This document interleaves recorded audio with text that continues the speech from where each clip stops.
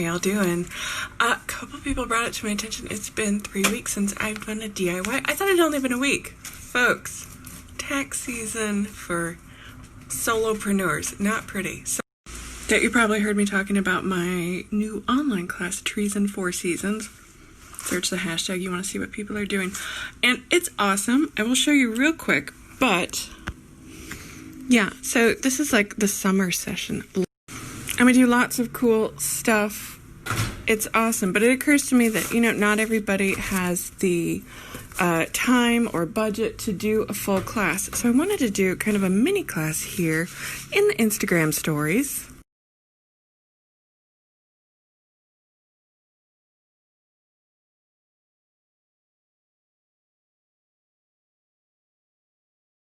So, credit where credit's due. I learned this from my high school art teacher, Mrs. Lunn. Shout out Chamois.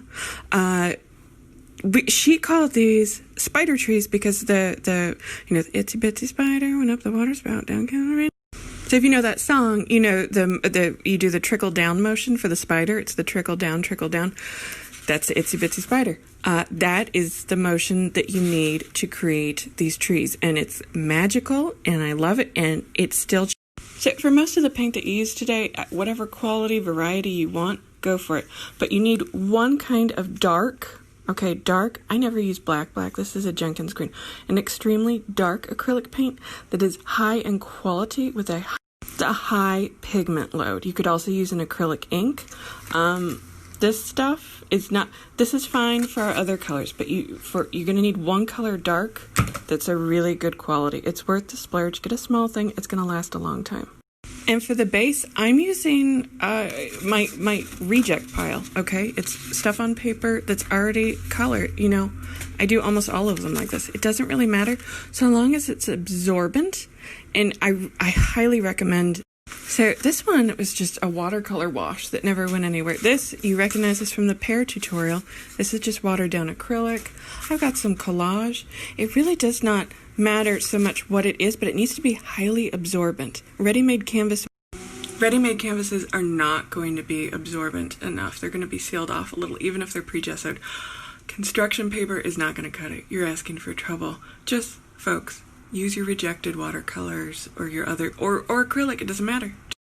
I know some of you are going to ignore me, okay, and I can't do anything about that, but if there was ever a time to get the good stuff and use the right paper, this is it. So I just took my chip brush. This is another necessity. You need a really scraggly, scruffy old brush. And mix it super thoroughly. So my pet peeve of all time is when people mix the water on the canvas with like a spray bottle. No honey, that does not work. Mix it on here and get it. We want it about the consistency.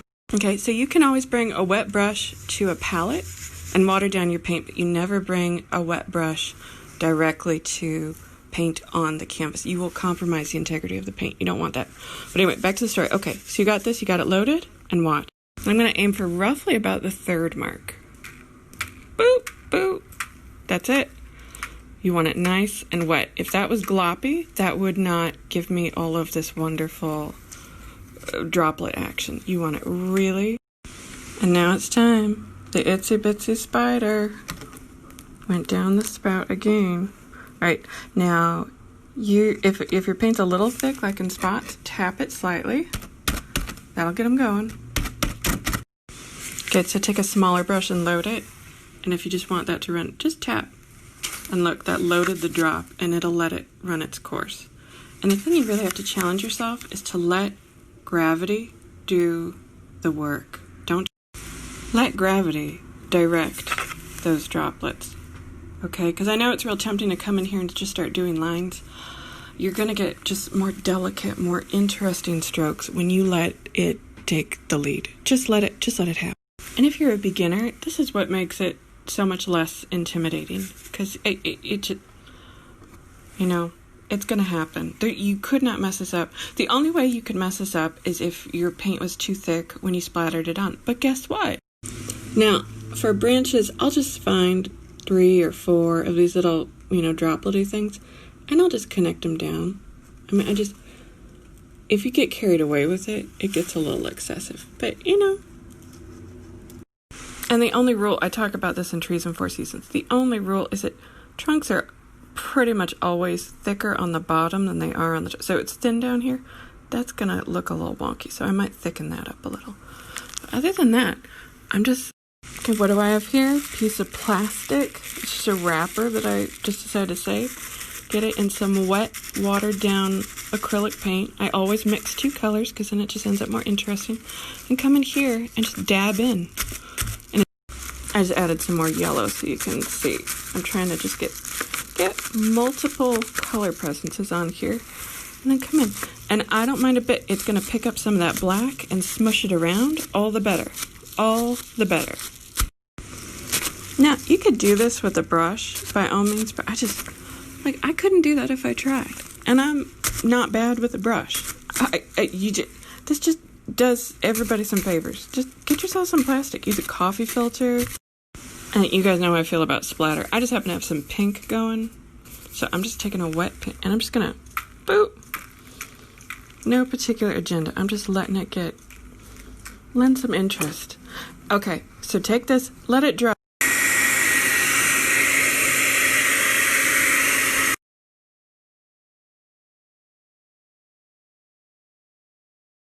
You don't have to I'm taking chalk. You don't have to do this, but if you second guess yourself, you might find it easier.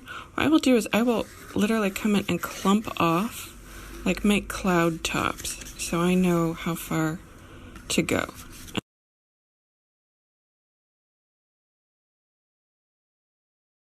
And I've got a light blue. You don't have to use light blue. You could do sunset color. You could do whatever you want. But light blue always tends to show up well on camera. And then I will come in here and don't just fill this in solid. Leave some gap spaces, but come on in. Just come on in. And this is another reason why I'm so crazy about these chip brushes, is they leave these little ragged ends. You can create little holes in the middle. But yeah, just come on in. Come on in. I like to kind of pounce around the top. See? Like just boop, boop. Not too much. I'm just trying to get a jagged edge. If you use, just a regular little tiny paintbrush, they're going to look like Simpson.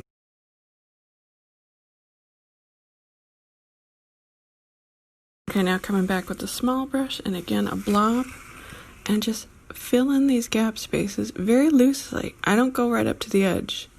I like a little bit of that outer glow. It creates kind of a halo. You're gonna have... If you find that it's difficult to do this kind of fine work with your paint, I suggest adding a blob of gesso. Liquid gesso, not the pasty kind. That will give you a lot. So you can see how much this gets used. I can't even put... It's Liquitex Professional Gesso. This is my favorite. And if you add a blob of it to just about anything, you'll get super opaque and super flexible paint. It'll do anything. You could do calligraphy with this. So this is great. Some of these pink dashes are a little distracting, so I'm coming in with that dark-ish kind of color. And I might add, a branch here or there. It's just art without agenda. I really like the way it's looking. If I wanted to stop here, I would totally stop here. But I think I'm going to I have a little bit of this yellow-green on. I think I'm going to top off with just another layer. Just add some highlights. If you want to come in with a palette knife, you can scrape in some leaves. I would encourage horizontal gestures. That's just the way trees grow, or the leaves come off. They always grow flat towards the sun for photosynthesis. And I know the first time you do this, you're going to start covering up all of that orangey underlayer. That's fine, but I'm telling you, it's so much more interesting with that halo. That just, oh my gosh, it's so lovely. I mean, it really, give it a minute, let it dry. If you've taken my classes, I always say, if you're not sure if it's done or not, flip it upside down, take a photo on your phone, look at it there, and I see something here, I see something here. Just little things. Just little. And then you know me, I always got to get a little splatter. Just in one spot. Woo. Yeah. That's what I like. Always got to have a splatter. So if you stop now, okay, what I just showed you, that can be done in under an hour. depending on what your substrate is. That can be done in under an hour. I have taught that to 4th graders. That's age 9 and up. I have seen that in assisted living, and I have taught that at the Cook County Jail. Okay, using, you don't even want to know what kind of materials. Okay, this can be done very easily. No excuses. I want to see. Even better, I'm losing light and phone battery, but if you come back tomorrow, I will show you how to do this as a 2.0, okay? This is great as is, but if you have a little more time, a little more effort, there's 4 or 5 ways you can switch it. You're going to love it.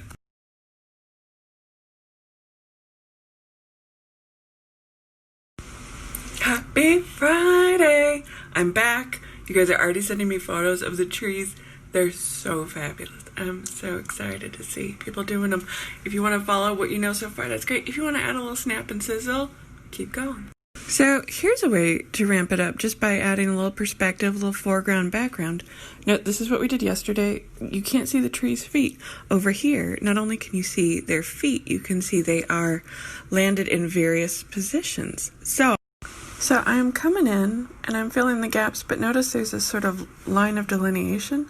That's as far as I'm going. I'm going to leave that bottom area exposed, and you're going to see what happens in a minute. Okay, so now I've got that. Now what I'm going to do is just start picking some of them, and I've got kind of an orange, similar-ish kind of an orange, but it's different. I'm just going to cover some of their feet, not all of them, just some of them. So right there, this is a full throttle landscape now. I would probably, just for continuity, whatever color you get up in here, I'd probably come and dash it around in here, just to help the eye bounce. I mean, that's right. I mean, there you go. Are you kidding me? I mean, this is nothing. This is just, all you're doing is covering some feet. Give them little shoes. That's it. Bounce it up. I mean, guys, this is so simple. Okay, so way number 2, add a dash of light and shadow. If you've taken any of my other, highlight little tutorials, just a little bit of light and shadow just gives the sparkle. So all I'm doing is dashing on. I like Prismacolor New Pastels. You can use whatever you want, but all I'll do is just dash consistently to the bottom. Is that left? Yeah, that's left. And then take my finger and kind of smudge it out. And then if the shadow swings that way, that means that the light would hit that way. It would hit on the opposite side of the figure. So I'm just going to, this is hard to do on the phone, guys. I'm just going to add a little, just barely on the right side, and not fully form lines. Just giving gestures of where light might hit. If you find yourself tightening up, use your non-dominant hand, because you just don't mess it up. And then I'll find sort of a dullish part in the leaves, and I'll just dash in some horizontals just to indicate, some glimmers of light. Not much. Here's a great thing about pastel. If it gets too heavy, just take a wet finger and it wipes off. And then, come on back. That's it. Spritz it with Spectrafix. Cannot say enough good things about Spectra.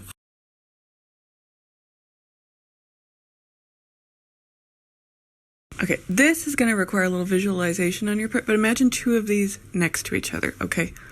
Imagine 3 of these next to each other. Imagine 4 of them. So, pretend this is the same. This is all orange trees with blue skies, okay? See, it's a diptych. Hold on.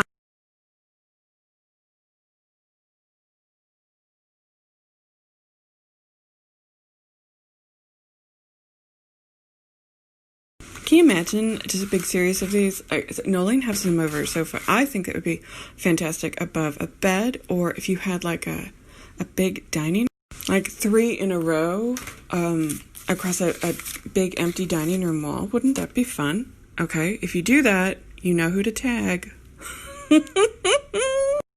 And then another way is change the format, change the ratio. You don't have to do them on that sort of half-third horizon line. Look at it. This is essentially a sky portrait, but I've got little tiny trees. I mean, what's this?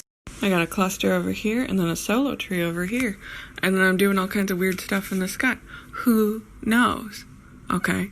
There's 1,000 different things you can impose on a tree. You just go crazy with it.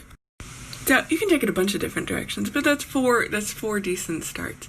And yeah, that formula, that spider tree formula, it keeps on going. So if you make something, please tag me. I'd love to see what you do. If you get the tree bug and you want to take the class, we'd love to see you there.